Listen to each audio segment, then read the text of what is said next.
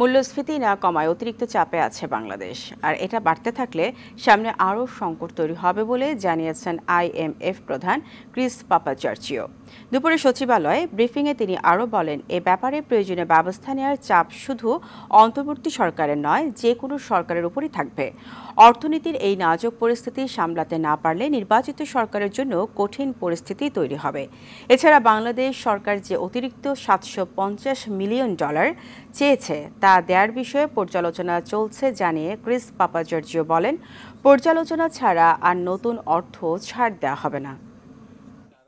So inflation remains much higher than our expectations. So you have a picture of low growth, high inflation that puts additional pressures on the balance of payments, on reserves, for example.